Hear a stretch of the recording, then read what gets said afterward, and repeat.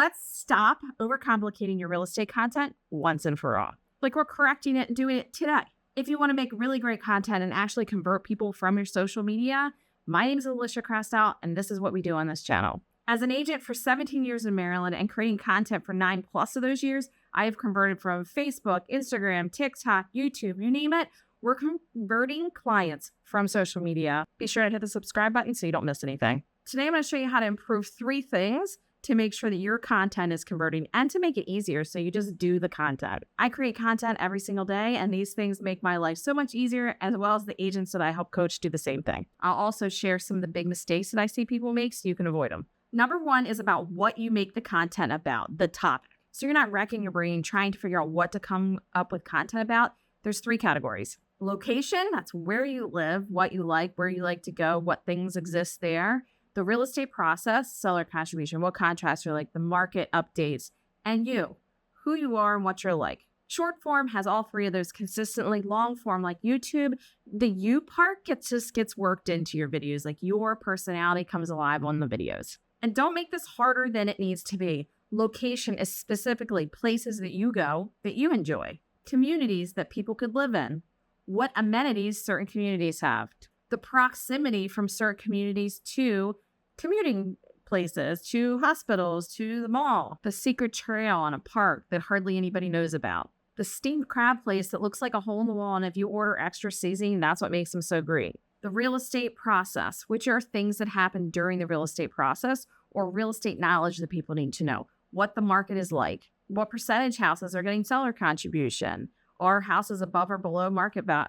who pays for inspections, how do you stage a front house, how do you stage a bathroom with hardly any money. And videos that include who you are can overlap either of those. For instance, the crab place that you recommend, that is you and the location. You can take people along the journey of where you go that day, what you do that day, who you see, what seasoning you like on your crabs. The 3 of those combined create connection and also evidence of success. That's what creates an actual conversion to a client or to a relationship that then leads to a client. If you only have location, you only have real estate, or you only have you're missing a piece there that makes people feel connected and secure and trust you. The biggest mistake I see with this is that people are just doing the bare basics. They're doing too broad. They're going 5 tips to stage your home, or 3 things to blah, blah, blah, or 5 crab places you can go in Maryland, which is okay, but it isn't way better when you do something very specific and people are like, wow, that was like the juicy detail that I was talking about. Like that snowball stand has strawberry shortcake, snowballs with the best ice, and I have a beach sand area.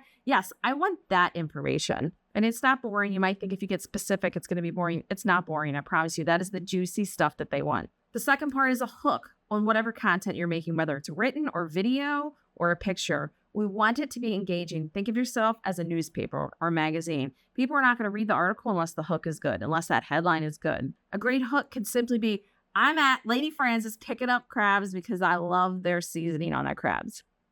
Right? I didn't have to go to ChatGPT and be crazy and come up with some great thing. Or it could be 40% of buyers are getting seller contribution right now in Perry Hall. That's not fancy words. That's literally just what's happening. I'm like, let me just tell you what's happening. You need to know. That's a great hook. You may want to do some videos or content that doesn't lend themselves to that type of hook.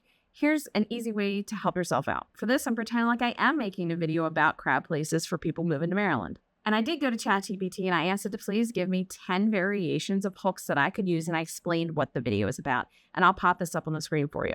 Some of them I like a little bit, some of them I like a lot. Like this Craving Craves here are the top Baltimore County restaurants you need to try when you move. I kind of like that. Craving Crabs is cute. Moving to Maryland, discover the best crab spots in Baltimore. If you are anti-AI, go on Facebook, put your options up there and ask people to help you. They might give you some better ideas. Plus, it starts promoting the content that you're creating, and just that post alone, asking them, hey, you like this idea for my video that I'm doing? Do you have any ideas? That is engaging them. That is starting the conversation. You didn't even create the content yet. That is the content. This is making this a little bit simpler. Type simple in the comments if this is truly making this simple. Number 3, to really getting content to convert, is looking at your social media as a portal or a door to the relationship, or at minimum, a conversation, rather than just a piece of content to be consumed. That's just a tiny little reframe in your mindset. It's not some big thing that you need to do when you're creating content. I just posted something about my daughter and I going to pick strawberries at a local place. Now, I'm a native of Maryland. I've been to this place before, but now you have to buy tickets for the time slot, and you're only allowed 60 minutes to pick strawberries, and we paid $45 for a flat of strawberries. I didn't know this going in, so when I checked out online, I figured I should share this with other people. I shared that information, and I'm a local who knows the area. I wish someone would have posted about that beforehand so I would have known. Just by simply saying, hey, have you been here before, creates a conversation. It gives them a reason to talk to you. Just like when I asked you to comment on this video, we're creating a conversation. You're letting me know if you find this interesting or not. And the point to that is we followed the first 2 steps, is that we created something local about me. That's what we were doing. I had a good hook. I said, this is what you need to know if you're going. And then I made it a portal by having a chat with people. That specific post is such an easy example because I had someone from out of state who's saying, I haven't lived in Maryland for years, but I'm so glad you share this. I had people saying, yes, we've been going to that for years, someone who I hadn't talked to in a long time. So that created a connection between us. And then other people just commenting in general on the post. And that was simply a written post. Part of this reframe is not just, taking just 1 extra second to ask a question or create the conversation.